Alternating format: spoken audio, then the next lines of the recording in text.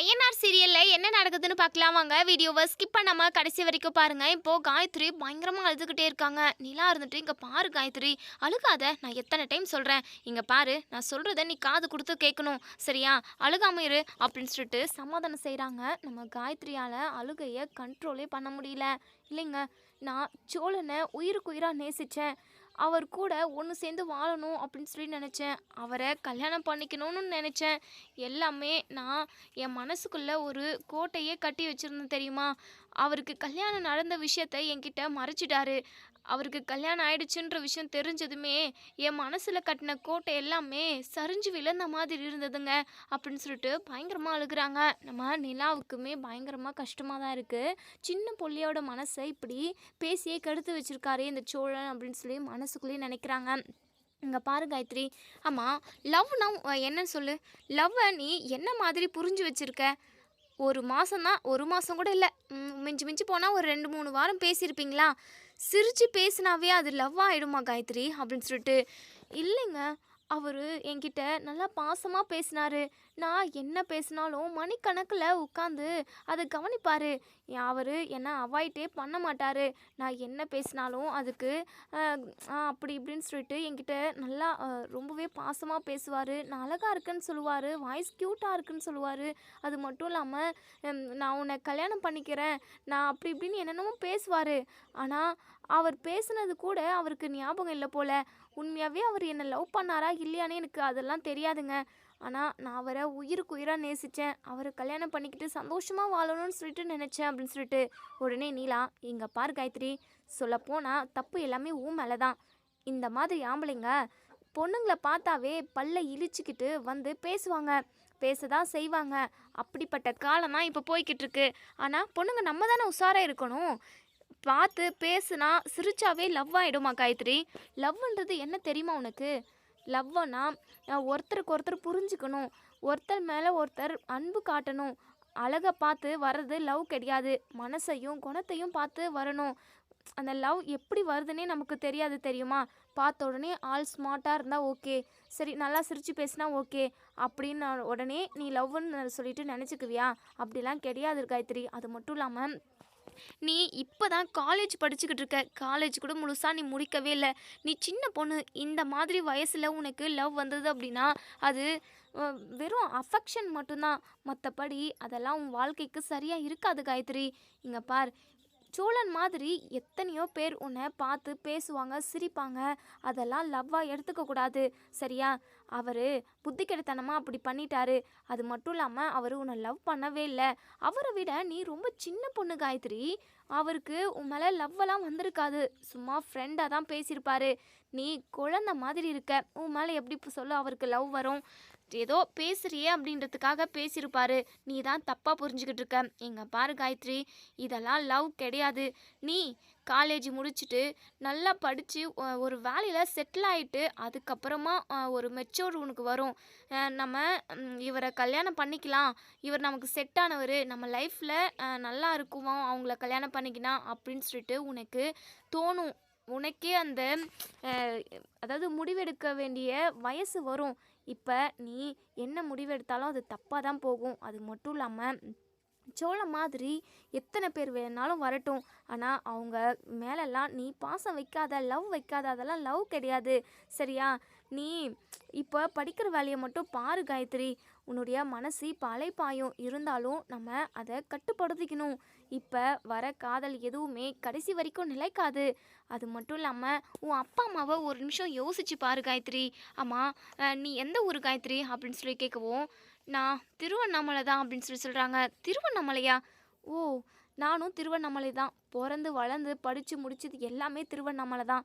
இப்போ தான் நான் இங்கே வேலைக்காக இங்கே வந்து செட்டில் ஆகிருக்கனே தவிர மற்றபடி நான் பிறந்த ஊர் எல்லாமே திருவண்ணாமலை தான். அப்போது நம்ம 2 பேரும் ஒரே ஊர் ஆளுங்களா? இங்கே பாரு காயத்ரி, பொண்ணுங்கள்லாம் ரொம்ப ஸ்ட்ராங்காக இருக்கணும். பசங்க பார்த்து பேசினா சிரிச்சாவே லவ்னு சொல்லிட்டு விழுந்துடக்கூடாது, சரியா? நீ கான்ஃபிடென்ட்டாக இருக்கணும், தைரியமாக இருக்கணும். நல்லா படித்து ஒரு நல்ல வேலைக்கு போ, சொந்த காலில் நில்லு. அதுக்கப்புறம் உன் அப்பா அம்மா கிட்ட போயிட்டு சொல்லணும், நீயே சொல்லணும், நான் நல்ல வேலைக்கு போயிட்டேன், என் வாழ்க்கைக்கான முடிவு எல்லாத்தையுமே நான் தான் எடுப்பேன்னு சொல்லிட்டு நீ அப்போ தைரியமாக சொல்லலாம். ஆனால் இப்போது நீ முடிவெடுக்கிறதுக்கான வயசும் இல்லை, உனக்கு அந்த மெச்சூர்டும் இல்லை, சரியா? நீ இப்போ படிக்கிற வேலையை மட்டும் பாரு அப்படி இப்படின்னு சொல்லிட்டு ஒரு வழியாக இங்கே நம்ம காயத்ரியை பேசியே சமாதானம் செஞ்சிடுறாங்க. அதுக்கப்புறம் அவங்க ஊர் டீட்டெயில், அவங்க அப்பா அம்மா பேர் எல்லாம் என்னன்னு கேட்குறாங்க. உங்கள் அப்பா பேர் என்ன காயத்ரி அப்படின்னு சொல்லி கேட்கவும் காயத்ரி சொல்கிறாங்க, என் அப்பா பேர் மனோகர் அப்படின்னு சொல்லிட்டு. இதை கேட்ட நம்ம நிலா பயங்கரமாக அதிர்ச்சி ஆகுறாங்க. என்ன சொல்கிற காயத்ரி, மனோகரா அப்படின்னு சொல்லிட்டு, ஏன் இப்படி ஷாக் ஆகுறீங்க அப்படின்னு சொல்லி கேட்கவும், இல்லை, என் அப்பாவோட பேரும் மனோகர் தான். ஆமாம், உன் அப்பா என்ன வேலை செய்கிறாரு? என் அப்பா திருவண்ணாமலையிலே பெரிய பிஸ்னஸ்மேன், அவர் தெரியாத ஆளுங்க யாருமே இருக்க மாட்டாங்க அப்படின்னு சொல்லிட்டு. இங்கே நிலாவுமே யோசிக்கிறாங்க, என்ன நம்ம அப்பா பேரும் மனோகர் தான், இந்த பொண்ணு அப்பா பேரும் மனோகர் தான், நம்ம அப்பாவும் பெரிய பிஸ்னஸ் தான் செஞ்சுக்கிட்டு இருக்காரு, யாராக இருக்கும்? சரி, ஆமாம், உன் அப்பா அம்மாவோட ஃபோட்டோ இருக்கா அப்படின்னு சொல்லிட்டு கேட்கவும், ஆ அம்மாவோட ஃபோட்டோ இருக்கா என்னன்னு தெரியல, அம்மாவும் நானும் அவ்வளோ க்ளோஸ் இல்லை, அப்பாவும் நானும் க்ளோஸ் தான். அப்பா என்னை அடிக்கடிக்கு பார்த்து பேச வருவார். என் அப்பா என் வீட்டிலலாம் இருக்க மாட்டார், எப்பயாவது ஒரு டைம் தான் என்னையும் அம்மாவும் பார்க்கறதுக்காக வருவார். மற்றபடி நானும் அம்மாவும் தனியாக தான் இருக்கோம் அப்படின்னு சொல்லிட்டு. என்ன சொல்கிற நீ? ஏன் உன் அப்பா என்ன வெளியூரில் போய் வேலையாக செய்கிறாரு? இல்லைல்ல, சொந்த ஊர்லேயே பிஸ்னஸ் தானே பண்ணுறாரு. அதெல்லாம் எனக்கு தெரியாது, பிஸ்னஸ் விஷயமா போகிறேன்னு சொல்லிட்டு அவர் போயிடுவார். 1 வீக்குக்கு 1 டைம் தான் வந்து பார்த்துட்டு போவார். நல்லா பேசுவார், ஜாலியாக என்ன ஊரெல்லாம் சுற்றி காட்டுவார். வீக்லி ஒன்ஸ் தான் நாங்கள் சந்திப்போமே, மற்றபடி நாங்கள் எப்போவுமே ஒன்றாலாம் இருக்கிறது கிடையாது. கேட்டால் பிஸ்னஸ் விஷயமா நான் வேலையாக போகிறேன் அப்படின்னு சொல்லிட்டு அப்பா சொல்லுவார். மற்றபடி எதுவுமே தெரியாதுக்கா அப்படின்னு சொல்லிட்டு. சரி, உன் அப்பாவோட ஃபோட்டோ காட்டு. இருக்குது, நானும் அப்பாவும் சேர்ந்து எடுத்துக்கிட்ட ஃபோட்டோ நிறைய இருக்குது. எனக்கு என் பர்த்டே அன்னைக்கு அப்பா ஒரு கிஃப்ட் பண்ணார். அதுதான் இந்த ஆல்பம், அதாவது ஃபோட்டோ ஃப்ரேம், நானும் அப்பாவும் க்ளோஸாக இருக்கிற மாதிரி. இருங்க, அது என் பேக்கில் தான் இருக்குது அப்படின்னு சொல்லிட்டு இங்கே காயத்ரி வந்து அவங்க பேக்கை ஓப்பன் பண்ணி அந்த ஃப்ரேம் எடுத்துகிட்டு வந்து காட்டுறாங்க. ஃப்ரேமில் பார்த்தா, அந்த ஃபோட்டோ ஃப்ரேமில் பார்த்தா இங்கே காயத்ரியும் நம்ம மனோகரும் 2 பேரும், அதாவது நம்ம காயத்ரி வந்து மனோகரை நெஞ்சில் சாஞ்சிக்கிட்டு நம்ம காயத்ரியை தட்டி கொடுத்துக்கிட்டு இருக்காரு நம்ம மனோகர். இந்த ஃபோட்டோவை தான் காட்டுறாங்க. இதை பார்த்த நம்ம நிலா பயங்கரமாக அதிர்ச்சி ஆகுறாங்க. உண்மையாகவே இதுதான் உன் அப்பாவா அப்படின்னு சொல்லிட்டு.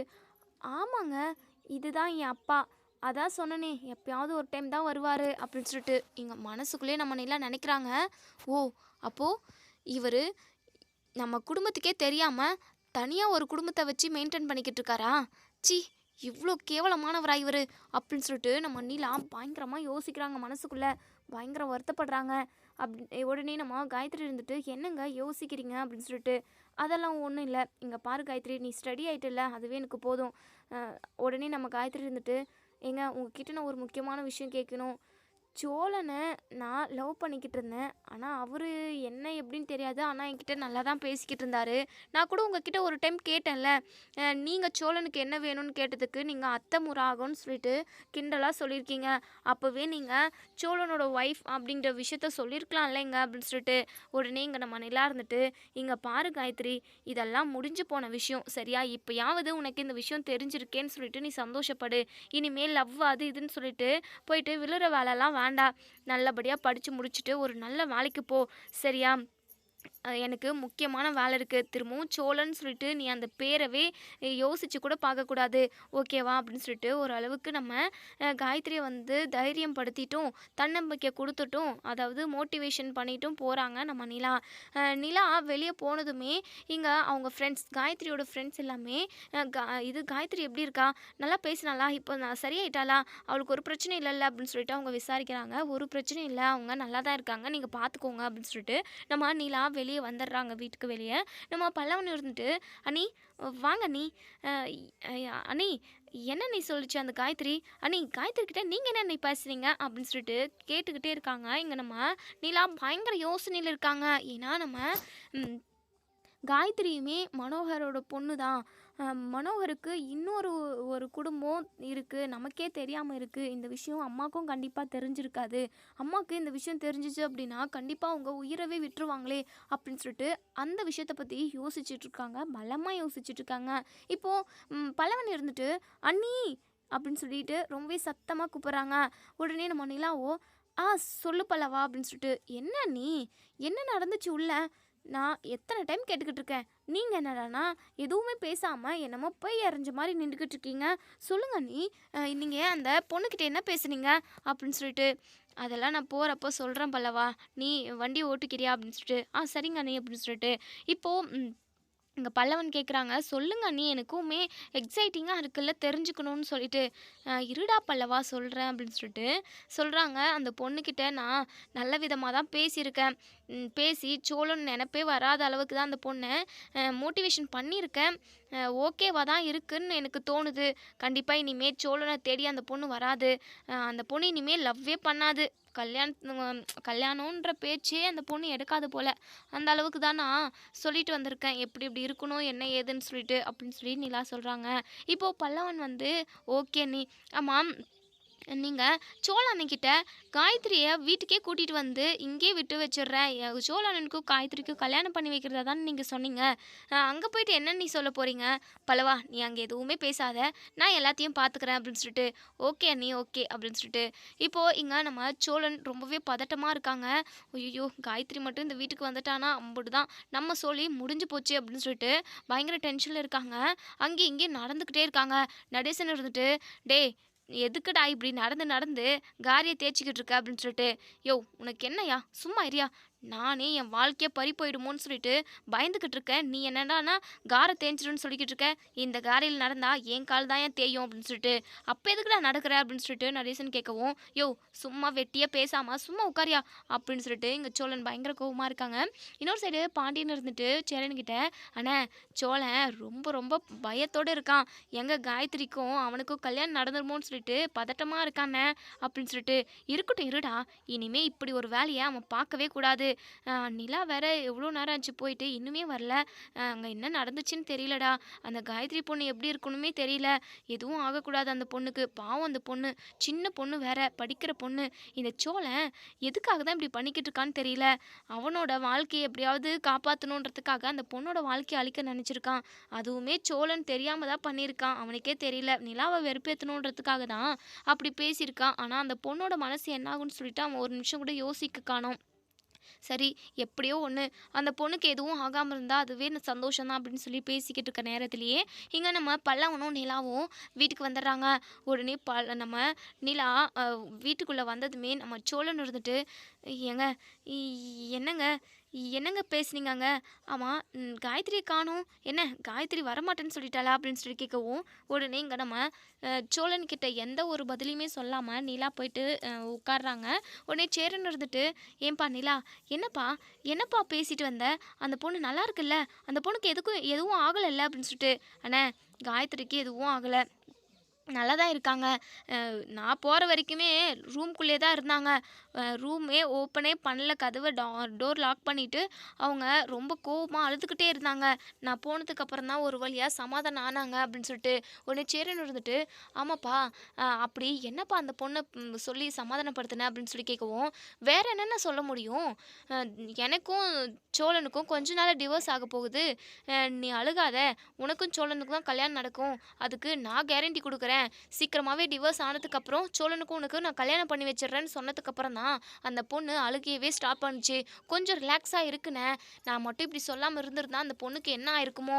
அண்ணே இப்போதைக்கு அந்த பொண்ணுக்கு எதுவும் ஆகாது. எனக்கும் சோழனுக்கும் டிவோர்ஸ் ஆனதுக்கப்புறம் அந்த பொண்ணுக்கும் சோழனுக்கும் நீங்கள் கல்யாணத்தை பண்ணி வச்சுடுங்க அப்படின்னு சொல்லிட்டு.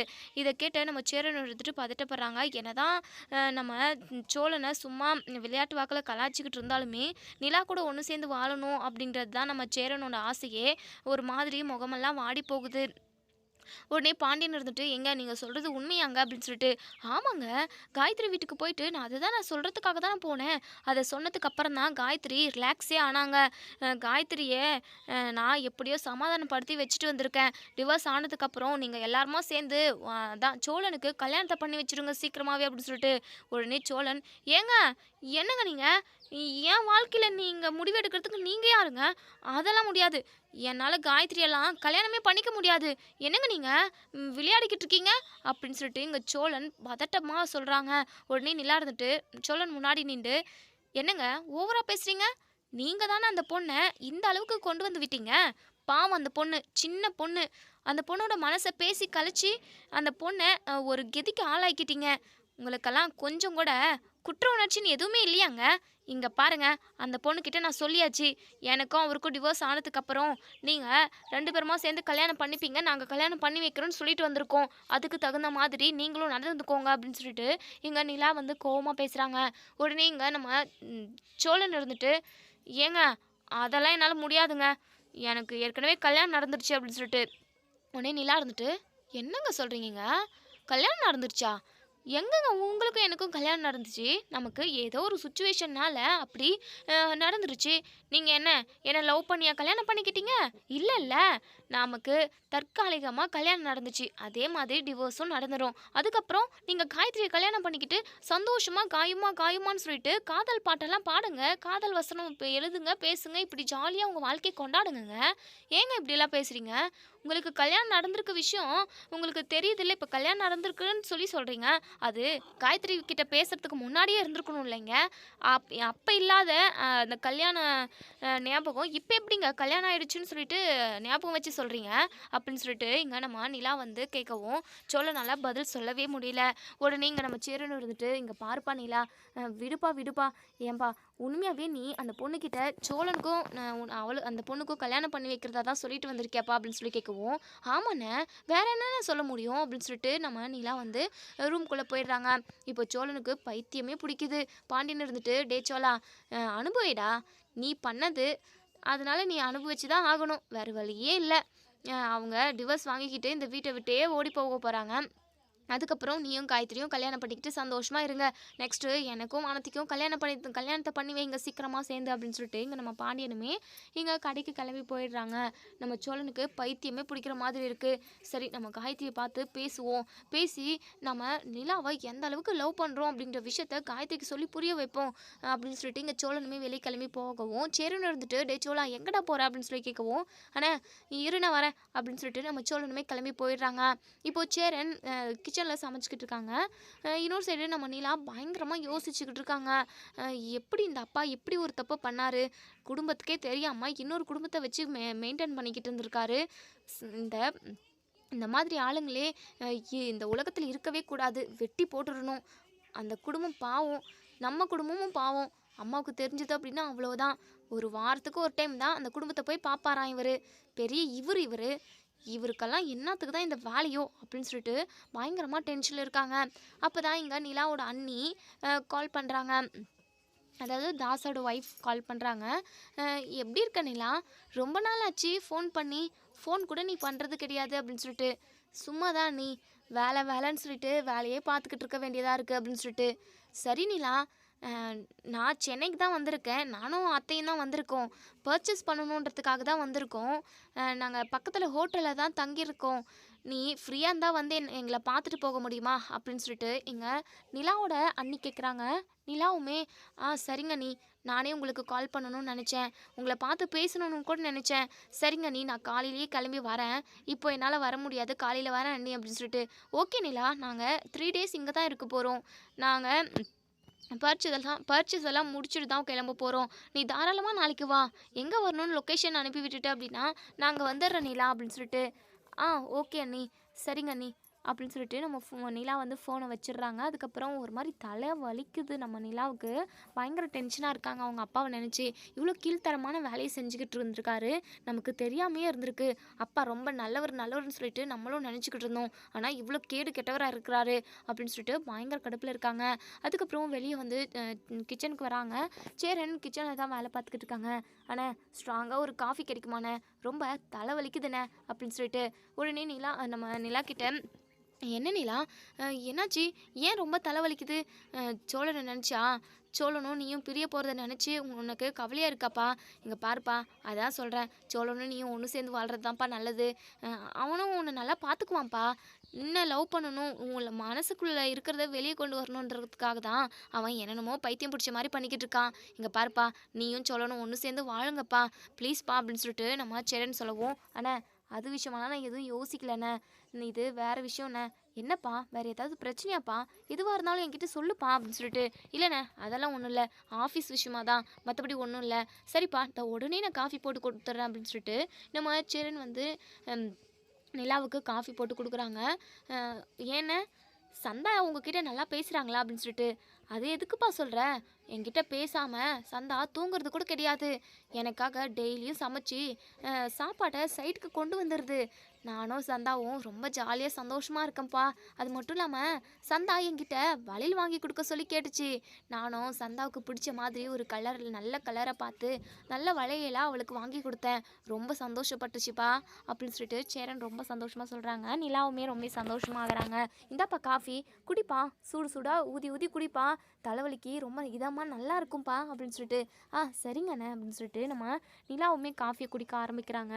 ஏன்னா உங்களுக்கு சந்தாவை பிடிக்க ஆரம்பிச்சிருச்சுல்ல, நீங்கள் 2 பேருமே நல்லா பேச ஆரம்பிச்சிட்டிங்க. அவங்கள நீங்கள் கல்யாணம் பண்ணிக்கிற ஐடியா இருக்காண்ணே? அவங்கள உங்களுக்கு உண்மையாகவே ரொம்ப பிடிச்சிருக்காண்ணே அப்படின்னு சொல்லி கேட்கவும், ஆம்ப்பா எனக்கு ரொம்ப பிடிச்சிருக்குப்பா. அந்த சந்தாவுக்குமே என்னவும் ரொம்ப பிடிச்சிருக்கு. 2 பேருக்குமே ஒருத்தருக்கு ஒருத்தர் நல்லா மனசு விட்டு பேசிக்கிறோம். 2 பேருக்குமே பிடிச்சிருக்குப்பா அப்படின்னு சொல்லிட்டு, அதுக்கப்புறம் என்னண்ணே 2 பேருக்கும் நம்ம கல்யாணத்தை முடிச்சுட்டா முடிஞ்சுண்ணே அப்படின்னு சொல்லிட்டு, அது எதுக்குப்பா? எதுக்கு அவசரப்பட்டுக்கிட்டு? வேற என்னென்ன பண்ண முடியும்? அவசரப்படாமல் இதே உங்களுக்கு ஓவர் டைமு. நீங்கள் சந்தாவை சீக்கிரமாக கல்யாணம் பண்ணிக்கோங்கண்ணே. அப்போ தான் நீங்களுமே நல்லா சந்தோஷமாக இருப்பீங்க. உங்களை சந்தா ரொம்ப நல்லா கவனிச்சுப்பாங்க. இந்த வீட்டில் உள்ள எல்லாரையுமே நீங்கள் விழுந்து விழுந்து கவனிச்சுக்கிறீங்க. எவ்வளோ வேலை இருந்தாலும் எல்லாத்தையும் இழுத்து போட்டு செஞ்சுக்கிட்டு பல்லவனை, சோழனை, பாண்டியனன்னு சொல்லிட்டு எல்லாருமே நீங்கள் ரொம்ப நல்லா பார்த்துக்கிறீங்க. உங்களை பார்த்துக்கிறதுக்கு ஒருத்தவங்க வேண்டாமாண்ணே அப்படின்னு சொல்லிட்டு, என்னப்பா சொல்கிற? நீங்கள் எல்லாரும் கூட தான் என்னை ரொம்ப நல்லா பார்த்துக்கிறீங்க. அது மட்டும் இல்லாமல் நீ வந்ததுலேருந்தே நான் அதிகமாக வேலை செய்கிறதில்லப்பா. நீ தான் ஆளுக்கு ஒரு வேலையாக பிரித்து கொடுத்துட்றியே. அப்போ எப்படி எனக்கு நிறைய வேலை இருக்க போகுது? நானும் கொஞ்சம் வேலை தான்ப்பா செய்கிறேன். அதுக்கப்புறம் சைட்டுக்கு வேலை பார்க்குறதுக்காக போயிடுறேன். மற்றபடி ஒன்றும் இல்லைப்பா அப்படின்னு சொல்லிட்டு, சரிங்க அண்ணே, அண்ணே கொஞ்சம் வேலை இருக்குது நான் கிளம்புறேன் அப்படின்னு சொல்லிட்டு நம்ம நிலாவுமே மறுநாள் காலையில் கிளம்பி ஒரு ரெஸ்டாரண்ட்டுக்கு போகிறாங்க. அங்கே நிலாவும் நிலாவோட அண்ணி, நிலாவோட அம்மா தேன்மொழி இவங்க 3 பேருமே ஒரு ரெஸ்டாரண்ட்டில் மீட் பண்ணுறாங்க. இப்போது நம்ம நிலா இருந்துட்டு, "அம்மா எப்படிம்மா இருக்க? நல்லா இருக்கியா?" அப்படின்னு சொல்லி கேட்கவும், நல்லா இருக்கேன்டி. நீ எப்படி இருக்க? நீ நல்லா இருக்கிறியா?" அப்படின்னு சொல்லி கேட்கவும், இருக்கம்மா. அம்மா நான் ஒன்று கேட்கவாம்மா? அப்பாவை உனக்கு ரொம்ப நல்லா தெரியும். அம்மா அப்பா வேறு எங்கேயாவது ரிலேஷன் வீட்டுக்கு அடிக்கடிக்கு போகிறாராம்மா? போயிட்டு ஒரு நாள் தங்கிட்டு இல்லை வாரத்தில் ஒரு நாள் போயிட்டு தங்கிட்டு திரும்ப மறுநாள் தான் வராரா? அப்படி இப்படின்னு சொல்லிட்டு ஒரு மாதிரி குழப்பத்தோடே கேட்குறாங்க. என்னடி என்னென்னமோ கேட்டுக்கிட்டு இருக்க, எனக்கு ஒன்றுமே புரியல அப்படின்னு சொல்லி கேட்கவும், இல்லைம்மா அப்பாவுக்கு உன்னை ரொம்ப பிடிக்குமாம்மா அப்படின்னு சொல்லி கேட்கவும், ஏய் அது என்ன எதுக்குடி கேட்குற? உன் அப்பாவுக்கு என்னை பிடிக்காமையா கல்யாணம் பண்ணிக்கிட்டாரு அப்படின்னு சொல்லிட்டு, இல்லைம்மா அது வந்து அப்படி இப்படின்னு சொல்லிட்டு தயங்குறாங்க. ஒரு மாதிரி குழப்பி குழப்பி பேசுகிறாங்க. என்னென்னமோ குழம்பி குழம்பி பேசவும் நம்ம நிலாவோட அண்ணி இருந்துட்டு, ஏன் நிலா, ஏன் நீ இப்படி ஒரு மாதிரி தயக்கமாக பேசுகிற? அம்மா உன் அப்பாவை பற்றின விஷயம் உனக்கு என்னமோ தெரிய வந்திருக்கு. அதனால தான் இப்படி அத்தைக்கிட்ட கேள்வியாக கேட்டுக்கிட்டு இருக்க. எதுவாக இருந்தாலும் சுற்றி வளைச்சி பேசாமல் நேரடியாக விஷயத்துக்கு வந்துடலாம் இல்லை நீலா அப்படின்னு சொல்லிட்டு, இல்லை நீ நானும் சொல்லணும்னு தான் நினைக்கிறேன். ஆனால் அதை சொன்னால் அம்மா ரொம்ப வருத்தப்படுவாங்களோன்னு சொல்லிட்டு எனக்கு தோணுது அப்படின்னு சொல்லவும், உடனே நம்ம நிலாவோட அம்மா இருந்துட்டு, "அ என்ன நிலா? எதுவாக இருந்தாலும் சொல்லு.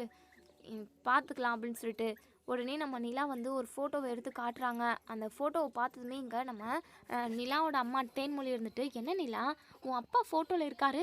பக்கத்தில் யாரோ ஒரு பொண்ணு இருக்குது. அதுவும் ரொம்ப க்ளோஸாக இருக்காங்க. யார் அந்த பொண்ணு?" அப்படின்னு சொல்லிட்டு, "அம்மா இந்த பொண்ணு உங்களுக்கு தெரியுமா தெரியாதாம்மா?" அப்படின்னு சொல்லிட்டு, நம்ம சொந்தக்காரங்கள இது யாருன்னா இந்த பொண்ணு இருக்காம்மா அப்படின்னு சொல்லி கேட்கவும், இல்லடி இது வரைக்கும் நான் நம்ம சொந்தக்காரவங்கள கூட இந்த பொண்ணை பார்த்தது கிடையாதுடி. ஏன் உன் அப்பா அந்த பொண்ணை தலைமையில தட்டி கொடுத்துக்கிட்டு இருக்காரு? யார் அந்த பொண்ணு அப்படின்னு சொல்லிட்டு நம்ம தேன்மொழி கேட்கவும், நம்ம நிலா இருந்துட்டு, அம்மா அப்பா நம்ம குடும்பத்துக்கே தெரியாமல் இன்னொரு குடும்பத்தோட வாழ்ந்துக்கிட்டு இருக்காருமா. அந்த பொண்ணு இருக்குல்ல அது அப்பாவோட பொண்ணா அப்படின்னு சொல்லவும், இதை கேட்ட நம்ம தேன்மொழிக்கு மயக்கமே வந்துடுது. அத்தை அத்தைன்னு சொல்லிட்டு இங்கே நிலாவோட அண்ணியுமே தண்ணியெல்லாம் தெளிக்கிறாங்க. அவங்க முகத்தில் மயங்கியே விழுந்துடுறாங்க. நம்ம நிலாவுமே ரொம்பவே பதட்டப்படுறாங்க. அப்புறம் நம்ம தேன்மொழி எந்திரிச்சு, ஏய் என்னடி சொல்கிற அப்படின்னு சொல்லிட்டு கேட்கவும், ஆமாம்மா நீ எதுக்கும் கவலைப்படாதம்மா, நீ இது விஷயமா நான் உன்கிட்ட கேட்கக்கூடாதுன்னு தான் நினச்சேன், இருந்தாலும் என்னால் கேட்காமே இருக்க முடியல.